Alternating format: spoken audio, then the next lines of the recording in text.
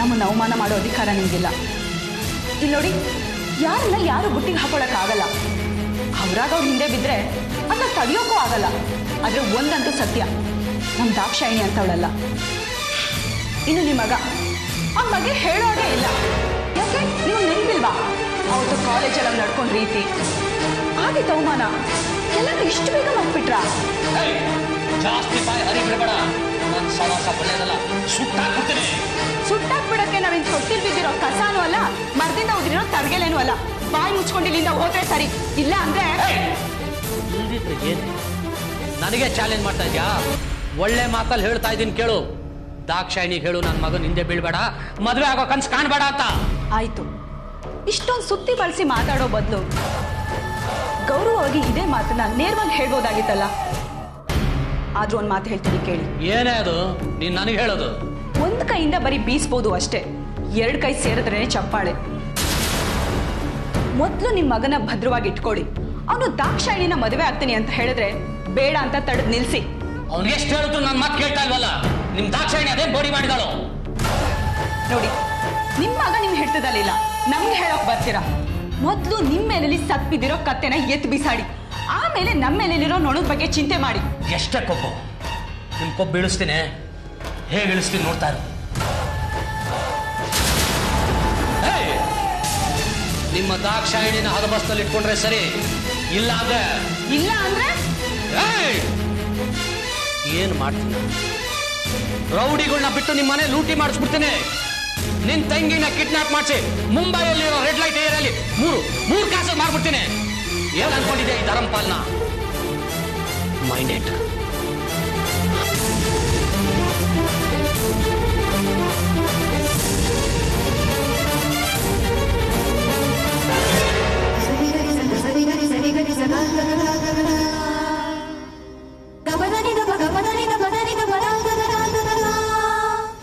ಹೌದಾ? ಅವ್ರು ನಿಮ್ಮ ತಾಯಿ ಅಲ್ವಾ? ಎಲ್ಲಿ ತಾಯಿ? ಅವ್ರ ಹೆಸರು ಸುಶೀಲಮ್ಮ ಅಂತ. ನಮ್ಮ ಪಕ್ಕದ ಮನೆಯಲ್ಲೇ ಇರೋದು. ಹೊಟ್ಟೆ ಕಿಚ್ಚಿನ ಜನ. ಆದ್ರೆ ನಿಮ್ಮ ತಂದೆಯವರು ಆಕೆನ ಇವಳು ನನ್ನ ಹೆಂಡತಿ ಅಂತಾನೆ ಪರಿಚಯ ಮಾಡಿಸಿದ್ರು. ಹೌದಾ? ನೋಡಿ ಜನ ಯಾವ ಮಟ್ಟಕ್ಕೆ ಇಳಿತಾರೆ ಅಂತ. ಅದೇನು ಮಸ್ಲತ್ ಮಾಡ್ಕೊಂಡು ಬಂದಿದ್ರು ಏನೋ, ಅದಕ್ಕೆ ಅವ್ರ ಗಂಡ ಮನೆ ಬಿಟ್ಟು ಹೊರಡೋಗಿದ್ದು. ಹೌದಾ? ಅದಕ್ಕೆ ಇರಬೇಕು. ಆಕೆ ನಿಮ್ಮ ತಂದೆಯಿಂದ ದೂರನೇ ಇರ್ತಿದ್ರು. ನಮ್ಮಪ್ಪ ಅವ್ರ ಹತ್ರ ಅದೇನು ಹೇಳಿ ಕರ್ಕೊಂಡು ಬಂದ್ರು ಏನೋ. ಒಂದಂತೂ ನಿಜ ಸರ್, ಮಂದಾರ ಹಾಕೊಂಡು ಕಂಡ್ರೆ ಸುಶೀಲಮ್ಮಗೆ ಮೊದಲಿಂದನೂ ಆಗೋದೇ ಇಲ್ಲ. ಆದರೆ ನಮ್ಮ ಅಪ್ಪನಿಗೆ ಮಂದಾರ ಹಾಕೊಂಡ ಮೇಲೆ ಯಾವುದೇ ದ್ವೇಷ ಇಲ್ಲ. ಆದರೂ ಯಾಕೆ ಈ ಥರ ಮಾಡಿದ್ರು ಏನೋ. ಸರ್, ನಮ್ಮಪ್ಪ ನಿಮ್ಮ ಹತ್ರ ಏನು ಹೇಳಿದ್ರು? ಅಯ್ಯೋ, ಅದು ಹೋಗ್ಲಿ ಬಿಡು. ಆದ್ರೆ ಒಂದು ಮಾತು, ನೀನು ಅವ್ರ ಮಗ ಅಂದ್ರೆ ನಂಬೋಕೆ ಆಗ್ತಿಲ್ಲ. ಅದ್ಯಾಕಾಗಂತೀರಿ? ಅಲ್ಲಪ್ಪ, ನೀನ್ ನೋಡಿದ್ರೆ ನಿಮ್ಮ ಮೇಷ್ಟ್ರ ಮನೆಯವರು ಅಂದ್ರೆ ಅಷ್ಟೊಂದು ಗೌರವ ಇಟ್ಕೊಂಡಿದ್ಯಾ. ಆದ್ರೆ ನಿಮ್ಮ ಅಪ್ಪನಿಗೆ ಅವ್ರನ್ನ ಕಂಡ್ರೆ ಅದು ಯಾಕಂತ ದ್ವೇಷ? ಅಯ್ಯೋ ಬಿಡಿ ಸರ್, ನಮ್ಮ ಅಪ್ಪನ ಸ್ವಭಾವ ನಿಮಗೆ ಗೊತ್ತಿಲ್ಲ. ಜನ್ಮ ಕೊಟ್ಟು ತಂದೆ, ಅವ್ರ ಬಗ್ಗೆ ಹೇಳ್ಕೋಬಾರ್ದು. ಏನು ಮಾಡೋದು? ಯಾರಾದರೂ ದುಡ್ಡು ಕೊಡ್ತೀನಿ ಅಂದರೆ ಸಾಕು, ಏನು ಕೆಲಸ ಬೇಕಾದರೂ ಮಾಡ್ತಾರೆ. ದುಡ್ಡು ತಿನ್ನೋ ಜೈಮಾನ ಅಂತೂ ಅವ್ರದ್ದು ಅಲ್ವೇ ಅಲ್ಲ. ಇಲಿನ ಬೆಕ್ಕನ ಮೇಲೆ ಹಾಕುವಂಥ ಕೆಲಸ ಏನಾದರೂ ಮಾಡ್ತಾನೆ ಇರ್ತಾರೆ. ಹೌದಾ? ಆದರೆ ಮಂದಾರ ಅವ್ರ ಮನೆಯವ್ರ ಬಗ್ಗೆ ಇಲ್ಲ ಸಲ್ಲದ್ದು ಹೇಳೋಕೆ ಕಾರಣ? ಹೇಳಿದ್ನಲ್ಲ ಸರ್, ಹೊಟ್ಟೆ ಕಿಚ್ಚು ಅಂತ. ಕೈ ಮುಗ್ದು ಕೇಳ್ಕೊತೀನಿ, ದಯವಿಟ್ಟು ಮಂದಾರಕ್ಕನ್ ಮಾತ್ರ ಬೇಡ ಅಂತ ಹೇಳ್ಬೇಡಿ ಸರ್. ಬೇಡ ಅನ್ನೋದ? ನಾವ? ಛೇ, ಇಲ್ವಲ್ಲ. ನಾವು ಹಾಗನ್ನು ಅಂತ ನಿಮ್ಗೆ ಯಾರು ಹೇಳಿದ್ರು? ಏನು, ನೀವು ಬೇಡ ಅಂತ ಹೇಳಿಲ್ವಾ? ಖಂಡಿತ ಇಲ್ಲ. ನಾವ್ಯಾಕಪ್ಪ ಬೇಡ ಅಂತೀವಿ? ನಮ್ಮ ಹುಡುಗ ಒಪ್ಕೊಂಡಿದ್ದಾನೆ, ನಮಗೂ ಒಪ್ಪಿಗೆ ಆಗಿದೆ. ಸದಾನಂದ ಮೇಷ್ಟ್ರು ಅಂದ್ರೆ ನಮಗೆ ತುಂಬಾ ಗೌರವ. ಅವ್ರ ಸಂಬಂಧ ಬೆಳೆಸೋಕೆ ನಮ್ಗೆ ತುಂಬಾ ಖುಷಿ. ಸರ್, ನಮ್ಮಪ್ಪ ಬಂದು ನಿಮ್ಮ ಹತ್ರ ಏನೇನೋ ಹೇಳಿದ್ದಾರೆ, ಅದಕ್ಕೆ ಸಂಬಂಧ ಬೇಡ ಅಂತ. ಯಾರಪ್ಪ ಹಾಗಂದವರು? ನಿಮ್ಮ ಅಪ್ಪನ ಮಾತು ಬಿಡು. ನಮ್ಗೆ ಅರ್ಥ ಆಗಿರೋದು ಇಷ್ಟೇ, ಇವರು ಚಿಲ್ಲರೆ ಜನ, ಇವ್ರ ಮಾತು ಕೇಳಬಾರ್ದು ಅಂತ. ಅದಕ್ಕೆ ಅವ್ರ ಮನೆಯಿಂದ ಓಡಿಸಿದ್ವಿ. ನೀವು ಬೇಡ ಅಂತ ಹೇಳಿಲ್ಲ? ಹೇಳಿದ್ನಲ್ಲಪ್ಪ, ನಾನೇ ಖುದ್ದಾಗಿ ಸದಾನಂದ್ ಅವರಿಗೆ ಫೋನ್ ಮಾಡಿ ಎಂಗೇಜ್ಮೆಂಟ್ಗೆ ತಯಾರು ಮಾಡ್ಕೊಳ್ಳಿ ಅಂತ ಹೇಳಿದ್ದೆ. ನೋಡಿದ್ರಾ, ವಿಷಯ ಸರಿಯಾಗಿ ತಿಳ್ಕೊಳ್ದೇ ಇದ್ರೆ ಹೇಗೆ ಅಪಾರ್ಥಕ್ಕೆ ಕಾರಣ ಆಗುತ್ತೆ ಅಂತ. ಹೋಗ್ಲಿ ಬಿಡಪ್ಪ, ಈಗ ನೀನು ಬಂದಿಯಲ್ಲ, ನಮಗೂ ಸಮಾಧಾನ ಆಯ್ತು. ನಿಮ್ದೆಂಥ ದೊಡ್ಡ ಮನಸ್ಸು ಸರ್. ನಮ್ಮ ತಂದೆ ನಿಮ್ಮ ಮನೆಗೆ ಬಂದು ಏನು ರಂಪ ರಾಮಾಯಣ ಮಾಡಿದ್ರೋ ಏನೋ. ದಯವಿಟ್ಟು ಅವ್ರನ್ನ ಕ್ಷಮಿಸ್ಬಿಡಿ. ಅವ್ರ ಪರವಾಗಿ ನಾನು ಕ್ಷಮೆ ಕೇಳ್ತೀನಿ. ಅಯ್ಯೋ, ಅದಕ್ಕೆಲ್ಲ ನೀನ್ಯಾಕಪ್ಪ ಕ್ಷಮೆ ಕೇಳಬೇಕು? ನೀನು ಮುತುವರ್ಜಿ ವಹಿಸಿ ಇಲ್ಲಿವರೆಗೂ ಬಂದು ಎಲ್ಲ ವಿಷಯ ತಿಳಿಸ್ತೀಯಲ್ಲ, ಅಷ್ಟು ಸಾಕು. ನಿಮ್ದೆಂಥ ದೊಡ್ಡ ಮನಸ್ಸು ಸರ್. ನಮ್ಮ ತಂದೆ ನಿಮ್ಮ ಮನೆಗೆ ಬಂದು ಏನು ರಂಪ ರಾಮಾಯಣ ಮಾಡಿದ್ರೋ ಏನೋ, ದಯವಿಟ್ಟು ಅವ್ರನ್ನ ಕ್ಷಮಿಸ್ಬಿಡಿ. ಅವ್ರ ಪರವಾಗಿ ನಾನು ಕ್ಷಮೆ ಕೇಳ್ತೀನಿ. ಅಯ್ಯೋ, ಅದಕ್ಕೆಲ್ಲ ನೀನ್ಯಾಕಪ್ಪ ಕ್ಷಮೆ ಕೇಳಬೇಕು? ನೀನು ಮುತುವರ್ಜಿ ವಹಿಸಿ ಇಲ್ಲಿವರೆಗೂ ಬಂದು ಎಲ್ಲ ವಿಷಯ ತಿಳಿಸ್ತೀಯಲ್ಲ, ಅಷ್ಟು ಸಾಕು. ಸರಿ ಸರ್, ನಾನಿನ್ನು ಬರ್ತೀನಿ. ಅಯ್ಯೋ, ಒಂದು ಕಪ್ ಕಾಫಿನೂ ಕುಡಲಿಲ್ಲ, ಊಟನಾದ್ರು ಮಾಡ್ಕೊಂಡು ಹೋಗಯ್ಯ. ಈಗ ಬೇಡ ಸರ್, ಇದು ಮಂದಾರಕ್ಕನ ಮನೆ ಅಂದಮೇಲೆ ನೀವು ಕರೀದೇ ಇದ್ರೆ ನಾನೇ ಖಂಡಿತ ನಿಮ್ಮ ಮನೆಗೆ ಊಟಕ್ಕೆ ಬರ್ತೀನಿ. ನಾನಿನ್ನು ಬರಲಾ ಸರ್? ಆಮೇಲೆ ಆ ಸದಾನಂದ ಮೇಸ್ಟ್ರಿಗೆ ನನ್ನ ನಮಸ್ಕಾರ ತಿಳಿಸ್ಬಿಡಪ್ಪ. ಹಾಗೆ ಮುಂದಿನ ಏರ್ಪಾಡು ಮಾಡ್ಕೊಳಕ್ಕೂ ಹೇಳ್ಬಿಡು. ಸರಿ ಸರ್, ನಾನಿನ್ನು ಬರ್ತೀನಿ. ಆಯ್ತು.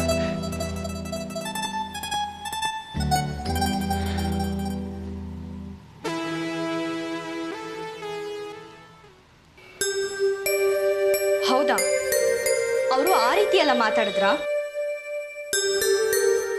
ಹೌದು ಕಣೆ, ಆ ಮನುಷ್ಯ ತುಂಬ ಕೆಟ್ಟೋಳ, ಏನ್ ಮಾಡೋಕ್ಕೂ ಹೇಸಲ್ಲ. ಓಹೋ, ದಾಕ್ಷಾಯಿಣಿ, ನಿಮ್ ನಡುವೆ ಏನ್ ನಡೀತಾ ಇದೆ? ಹೆದರ್ಕೋಬೇಕಾಗಿದ್ ಏನು ಇಲ್ಲ ಕಣೆ. ದಯವಿಟ್ಟು ಏನ್ ವಿಷಯ ಅಂತ ಮಾತ್ರ ಕೇಳ್ಬೇಡ. ಕಾಲ ಬಂದಾಗ ನಾನು ಹಿಂಗೆ ಹೇಳ್ದೆ ಇರ್ತೀನ. ಆದ್ರೆ ಇದೆಲ್ಲ ಬೇಕಾ? ನಮ್ಗೆ ಯಾಕೆ ಅವ್ರ ಸಹವಾಸ? ಯಾಕೆ ಅಂದ್ರೆ ಅಕ್ಕಂಗೆ ಅವ್ರು ಮಾಡಿರೋ ಅನ್ಯಾಯಕ್ಕೆ ಸರಿಯಾದ ಪ್ರತಿಕಾರ ತೀರಿಸ್ಕೋಬೇಕು. ಏ ದಾಕ್ಷಾಯಿಣಿ, ನಿಂಗೇನ್ ಬುದ್ಧಿ ಇದೆಯೇನೆ? ಪ್ರತೀಕಾರ ತೀರಿಸ್ಕೊಳಕ್ ಹೋಗಿ ನೀನೇ ಬೆಂಕಿಲ್ ಬಿದ್ದು ಬಲಿ ಆಗ್ಬಿಟ್ರೆ ಹುಡುಗಾಟ ಆಡ್ಬೇಡ. ಹುಡುಗಾಟ ಏನಿಲ್ಲ, ನನಗೆ ಗೊತ್ತಿದೆ ನಾನು ಏನ್ ಮಾಡ್ತಾ ಇದ್ದೀನಿ ಅಂತ. ಪಲ್ಲವಿ, ಒಂದ್ ಮಾತು. ಏನದು? ಸತ್ಯಪಾಲಿಗ ಮೊದ್ಲಿನ ತರ ಇಲ್ಲ, ಅವನು ತುಂಬಾನೇ ಚೇಂಜ್ ಆಗಿದ್ದಾನೆ. ಅಪ್ಪ ಮಗನ ನಡುವೆ ಮೊದ್ಲಿನ ತರ ಅಂಡರ್ಸ್ಟ್ಯಾಂಡಿಂಗ್ ಇಲ್ಲ. ಅವರಪ್ಪ ಏನೇ ಹೇಳಿದ್ರು ಅದನ್ನ ಅವನು ಕೇಳೋನಲ್ಲ. ಅದಕ್ಕೆ ಆ ಧರ್ಮಪಾಲ್ ಈ ರೀತಿ ಎಲ್ಲ ಕುಣಿದಾಡ್ತಾ ಇದ್ದಾನೆ. ಅವ್ರು ಏನಾದ್ರೂ ಮಾಡ್ಕೊಳ್ಳಿ, ಅವ್ರಿಬ್ಬರ ಮಧ್ಯೆ ನೀನ್ ಬಲಿಪಶು ಆಗ್ಬೇಡ. ನಾನು ಹೇಳಿದ್ನಲ್ಲ, ನಿನಗೆ ನನ್ನ ಮೇಲೆ ನಂಬಿಕೆ ಇದ್ರೆ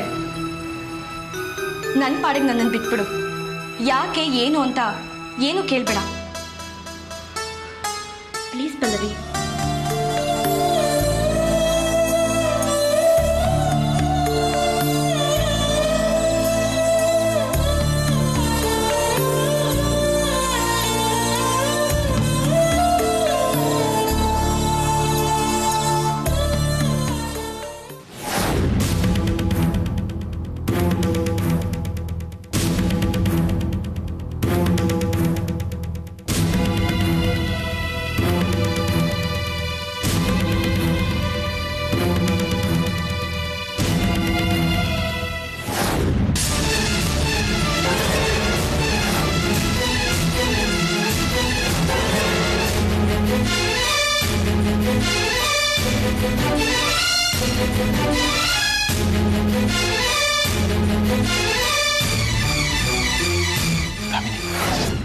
ಇದಮ್ಮನ ಸೀರೆ ಅಲ್ವಾ?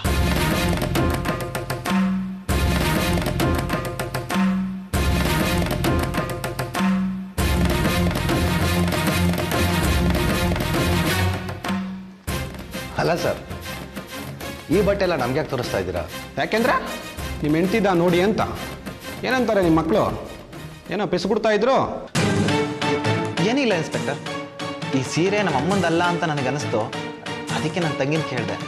ಇನ್ಸ್ಪೆಕ್ಟರ್, ನಮ್ಮಮ್ಮ ಈ ಥರದ ಸೀರೆ ಎಲ್ಲ ಉಡ್ತಿರ್ಲಿಲ್ಲ. ಹರೀಶು, 100% ಸರ್, ಇದು ನನ್ನ ಹೆಂಡತಿ ಉಡೋ ಸೀರೆ ಜಾತಿದು ಯಾವುದೂ ಅಲ್ಲ. ನಿಮ್ಮ ಹೆಂಡ್ತಿ ಉಡೋ ಜಾತಿಗೆ ಸೇರಿಲ್ಲ ಅಂತ ಹೇಗೆ ಹೇಳ್ತೀರಾ? ಎಂಥ ಮಾತು ಕೇಳ್ತಾ ಇದ್ದಾರೆ ಇನ್ಸ್ಪೆಕ್ಟ್ರೆ?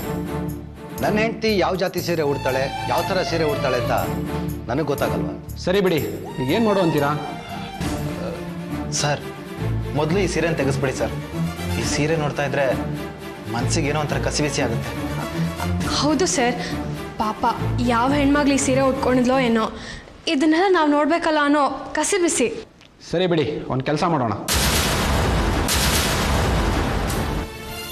ಏನು ಸರ್? ವಿಕ್ಟೋರಿಯಾ ಆಸ್ಪತ್ರೆ ಶವಾಗಾರ ಕೊಟ್ಬರೋಣ. ಅಲ್ಲಿಗೆ ಯಾಕೆ? ಯಾಕೆಂದ್ರೆ ಈ ಸೀರೆ ಹುಟ್ಟಿದ ಹೆಂಚಿನ ಶವ ಅಲ್ಲಿದೆ. ಆ ಬಾಡಿ ಒಂದ್ಸಲಿ ನೋಡಿ ನಿಮ್ಮ ಹೆಂಡ್ತಿದೋ ಹೌದೋ ಅಲ್ವೋ ಅಂತ ಒಂದ್ಸಲಿ ಹೇಳ್ಬಿಡಿ. ಅಲ್ಲ ಇನ್ಸ್ಪೆಕ್ಟರ್, ನಮ್ಮ ತಾಯಿ ಕಾಣೆ ಆಗಿದ್ದಾರೆ ಅಂತ ಕಂಪ್ಲೇಂಟ್ ಕೊಟ್ಟಿದ್ದೀವಿ. ಅವ್ರನ್ನ ಹುಡುಕೊಡೋದು ಬಿಟ್ಟು ಯಾರ್ಯಾರ್ದ ಬಟ್ಟೆ ತಂದು ತೋರಿಸ್ತಾ ಇದ್ದಾರೆ. ಅದು ಅಲ್ಲದೆ ಈಗ ಯಾರ್ದು ಎಣ ನೋಡೋಣ ಅಂತ ಬೇರೆ ಕರೀತಾ ಇದ್ದೀರಾ. It is just disgusting. I don't like this inspector, please. ನೋಡಿ ಮಿಸ್ಟರ್, ನಿಮ್ಮ ಇಂಗ್ಲೀಷ್ ನಿಮ್ಮ ಹತ್ರನೇ ಇರಲಿ. ನಾವು ಯಾವ ಥರ ಕೆಲಸ ಮಾಡಬೇಕಂತ ನಿಮ್ಮಿಂದ ಕಲಿಬೇಕಾಗಿಲ್ಲ. Mind your own business. ನಮ್ಮ ಕೆಲಸದಲ್ಲಿ ನೀವು ಸಹಕಾರ ಕೊಡಿ ಅಷ್ಟೇ. ಅಲ್ಲ ಇನ್ಸ್ಪೆಕ್ಟರ್, ಆ ಸೀರೆ ನಾನು ಹಿಡಿದಿದ್ದಲ್ಲ ಅಂತ ನಮಗೆ ಖಾತ್ರಿ ಆಗಿದೆ. ಹಾಗಿರುವಾಗ ಇನ್ಯಾವುದೋ ಹೆಂಗಸಿನ ಶವ ನೋಡೋದಕ್ಕೆ ನಾವು ಯಾಕೆ ಬರಬೇಕು ಅಂತ. ನೋಡಿ, ಬರೋಕ್ಕಾಗೋದಿಲ್ಲ ಅಂದ್ರೆ ಬರೋದಿಲ್ಲ ಅಂತೇಳಿ ಅದನ್ನ ಹಾಗೆ ರಿಜಿಸ್ಟರ್ ಮಾಡ್ತೀನಿ. ಅದಕ್ಕೆ ಒಂದು ಸಿಗ್ನೇಚರ್ ಹಾಕಿ. ಅಷ್ಟು ಬಿಟ್ಟು ನಾವು ಯಾವ ಥರ ಕೆಲಸ ಮಾಡಬೇಕು ಅಂತ ನಮಗೆ ಪಾಠ ಹೇಳ್ಕೊಡೋಕೆ ಬರಬೇಡಿ. ಆಗ ಪಾಠ ಹೇಳ್ಕೊಡೋಕೆ ಬಂದರೆ ನಾನು ವಿಚಾರಿಸ್ಬೇಕಾದ್ರೆ ರೀತಿನೇ ಬೇರೆ ಆಗುತ್ತೆ. ನಾನು ಏನು ಕ್ವಶನ್ ಕೇಳ್ತೀನೋ ಅಷ್ಟಕ್ಕೆ ಮಾತ್ರ ಉತ್ತರ ಕೊಡಿ, ಗೊತ್ತಾಯ್ತಾ? ನೋಡಿ ಇನ್ಸ್ಪೆಕ್ಟರ್. ಸಾರಿ ಇನ್ಸ್ಪೆಕ್ಟರ್, ನಮ್ಮಮ್ಮ ಕಾಣಿಸ್ತಿರೋ ಟೆನ್ಷನಲ್ಲಿ ನಮ್ಮ ಅಣ್ಣ ಏನೋ ಅಂದ್ಬಿಟ್ಟ. ಅವನ ಪರವಾಗಿ ನಾನು ಎಕ್ಸ್ಕ್ಯೂಸ್ ಕೇಳ್ತೀನಿ. Okay that's all right. ನೀವು 3 ಜನ ಆಚೆ ಇರಿ. ಸ್ಟೇಟ್ಮೆಂಟ್ ಬರೆದಾದ್ಮೇಲೆ ನಾನು 3 ಜನ ಕರೆಸ್ತೀನಿ.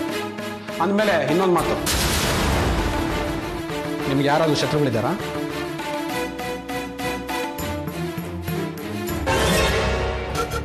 ಹೇಳಿ, ಯಾವುದನ್ನು ಮರೆಮಾಚಬೇಡಿ. ನಿಮಗೆ ಯಾರ ಮೇಲಾದರೂ ಅನುಮಾನ ಇದೆಯಾ?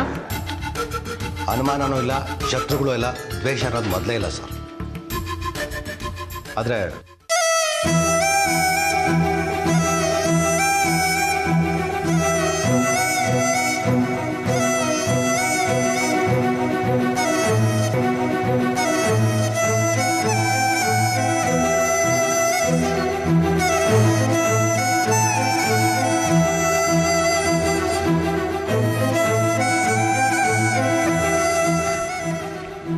ಓಕೆ, ನಾನೆಲ್ಲ ನೋಡ್ಕೊತೀನಿ.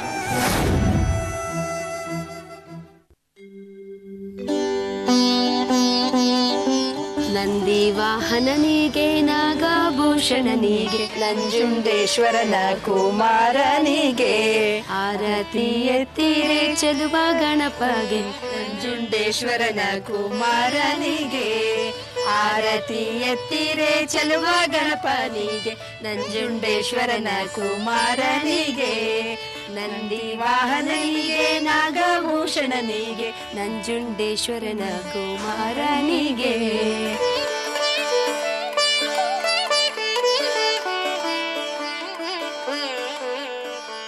ಅದು ನಾಚಿಕೆ ಹಾಕಿ ಬಂದ್ಬಿಡು. ಹೋಗ್ತು ಬನ್ನಿ, ಒಳಗೆ ಬನ್ನಿ. ನಿಧಾನ ನೋಡ್ಕೊಂಡತ್ತಿ. ಭಾರ ನಡಿ, ಒಳಗೆ ನಡಿ.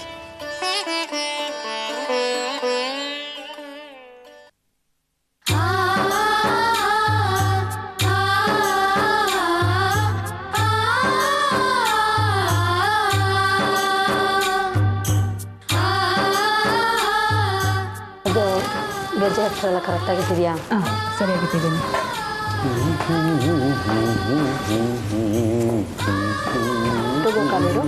ಇದು ಒಂದು ನಿಮಿಷ. ಗಣಪತಿ ಭಜೇಹಂ ಮನಸಾ ಸ್ಮರಾಮಿ ಮಹಾಗಣಪತಿ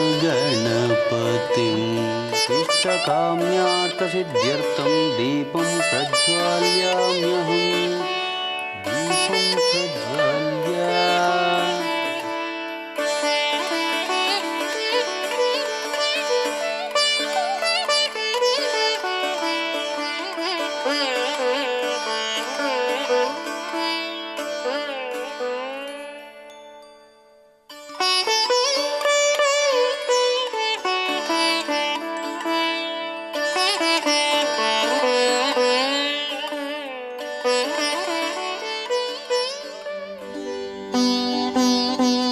ಅಬ್ಬಾ, ಅಲಂಕಾರ ಎಲ್ಲ ಮುಗೀತು. ಪುರೋಹಿತರು ಬರೋದು ಒಂದೇ ಬಾಕಿ. ನೋಡ್ರೆ ಅಲಂಕಾರ ಹೇಗಿದೆ? ತುಂಬಾ ಚೆನ್ನಾಗಿದೆ ಕಣೋ. ನೀನೇ ಇಡು. ಏನಾಯ್ತು ನಿಂಗೆ? ಮತ್ತೆ ಗೌರಿಗಿಂತ ಗಣೇಶ ದೊಡ್ಡದ? ಯಾವಾಗ್ಲೂ ಹೀಗೆ. ಅಮ್ಮಂತ ಮಗ ದೊಡ್ಡವನು. ತರಲೆ ತರ ಮಾತಾಡ್ಬೇಡ ಕಣೆ. ಅದು ಇರೋದೇ ಹಾಗೆ. ನೀನ್ ಯಾರ ಮನೆಗೆ ಬೇಕಾದ್ರೂ ಹೋಗಿ ನೋಡು, ಗೌರಿ ಮೂರ್ತಿಗಿಂತ ಗಣೇಶನ ಮೂರ್ತಿ ದೊಡ್ಡದಾಗೆ ಇರುತ್ತೆ. ಹೌದಪ್ಪ, ಗಣಪತಿ ಪೂಜೆ ಮಾಡೋರು ನೀನು ಅಪ್ಪ ಇಬ್ರೆ. ಆದ್ರೆ ಗೌರಿ ಪೂಜೆ ಮಾಡೋರು ನಾವ್ 5 ಜನ. ಗಂಡಸರದ ಪಾರಪತ್ಯ. ನೋಡಮ್ಮ, ಮಂಟಪಕ್ಕೆ ಇನ್ನೊಂದು ಸ್ವಲ್ಪ ಜಾಸ್ತಿ ಅಲಂಕಾರ ಮಾಡೋಣ. ಸ್ವಲ್ಪ ಜಾಸ್ತಿ ದುಡ್ಡು ಕೊಡೆ ಅಂದ್ರೆ ಕೊಡ್ಲಿಲ್ಲ ಇವಳು. ಹೋಗೆ, ಈಗ ಮಾಡಿರೋದೇ ಜಾಸ್ತಿ ಆಯ್ತು. ಇದ್ರ ಮೇಲೆ ನಾನು ದುಡ್ಡು ಕೊಡಕ್ ಆಗಲ್ಲ. ಅದಕ್ಕೆ ಇರ್ಬೇಕೇನೋ ಮೇಡಮ್. ಗರ್ಕೆ ಹುಲ್ ತಗೊಂಡ್ ಬಾ ಅಂದ್ರೆ ತುಂಗೆ ಹುಲ್ ತಂದಿದ್ದಾಳೆ. ಅಯ್ಯೋ ಹೌದಲ್ವಾ? ಅಲ್ವೇ ನಿನಗೆ ಅಷ್ಟು ದಡ್ಡಿ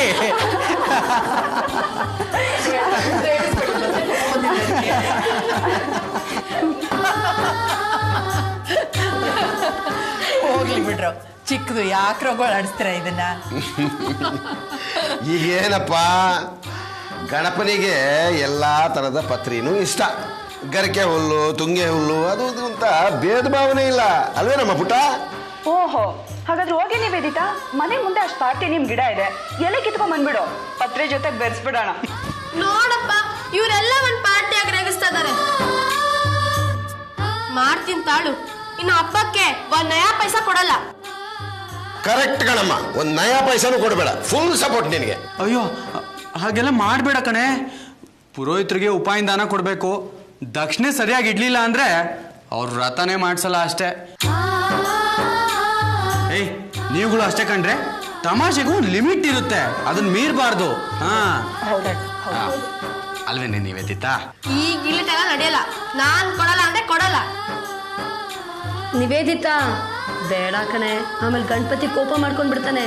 ಏನ್ ಪರವಾಗಿಲ್ಲ, ಆಗ ನಾನು ಅವ್ರ ಅಮ್ಮಗೆ ಕಂಪ್ಲೇಂಟ್ ಮಾಡ್ತೀನಿ. ಆಗ ಯಾಕೋ ಗಣಪ ನಮ್ ನಿವೇದಿತನ ಮೇಲೆ ಕೋಪ ಮಾಡ್ಕೊಂಡಿದ್ಯಾ, ನಿನ್ನ ಕಡುಬು ಕೊಡಲ್ಲ ನೋಡು ಅಂತಾಳೆ. ನೋಡಿದ್ರ ನಮ್ಮ ಪುಟ್ಟ ನಿಮ್ಮೆಲ್ರಿಗಿಂತೂ ಎಷ್ಟು ಬುದ್ಧಿವಂತೆ ಅಂತ. ನಿಮ್ಮ ಆಟ ಅವಳ ಎದುರುಗಡೆ ಏನು ನಡೆಯಲ್ಲ. ಹೋಗ್ಲಿ ಬಿಡಮ್ಮ, ಮುಂದಿನ ವರ್ಷದಿಂದ ಪುಟ್ಟ ಗೌರಿ ಅಲ್ಲ, ಪುಟ್ಟ ಗಣೇಶ ದೊಡ್ಡ ಗೌರಿ ನಮ್ಮ ಮನೇಲಿ ಇಡೋಣ. ಆಗ್ಬೋದೇನಮ್ಮ? ಹಾಗ್ ಬನ್ನಿ ದಾರಿಗೆ.